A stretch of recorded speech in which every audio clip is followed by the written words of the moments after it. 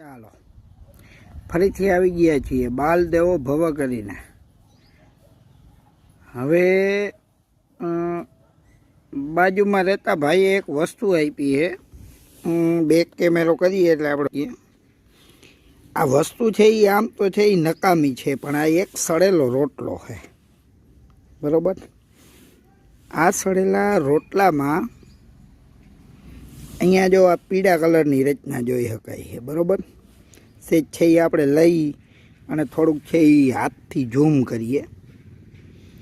હવે ધોરણ 7ની અંદર પોષણ પદ્ધતિઓ આવે છે, એની અંદર એક પોષણ પદ્ધતિ એટલે મૃતોપજીવી પોષણ।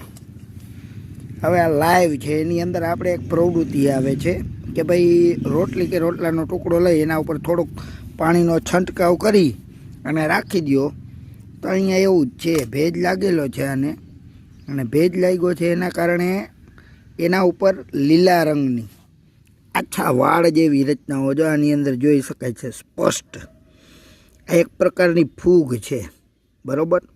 તો મૃતોપજીવી પોષણ પદ્ધતિની અંદર જે સજીવો મૃત એટલે કે કોઈ સડેલું લાકડું છે અથવા પછી કોઈ બીજી જ વસ્તુઓ છે, આવા કાર્બનિક પદાર્થો, રોટલો છે, રોટલી છે, બ્રેડનો ટુકડો છે, એની અંદર બ્રેડના ટુકડા ઉપર આપણે પ્રવૃત્તિ કરવાનું કીધું છે, બરાબર। તો અહીંયા તે એક રોટલો છે એ સડેલી અવસ્થામાં જઈને એના ઉપર ઘણા બધા સૂક્ષ્મજીવો, ખાસ કરીને ફૂગ છે, જે એની અંદર એમ કીધું કે ભાઈ લીલા રંગની અહીંયા છે એ તમામ પ્રકારની ફૂગ આપણને જોવા મળે, બરાબર। બીજાણુ સર્જન દ્વારા એનું પ્રજનન થાય અને આ બીજાણુઓ છે એ હવામાં ઉડતા હોય, જ્યારે ભેજ યોગ્ય માત્રામાં મળે અને આવો મૃત ખોરાક જ્યારે સડેલી અવસ્થામાં એને મળે ત્યારે છે એ સજીવો એની ઉપર છે એ પોતાનું જીવન છે એ ફૂલે ફાલે।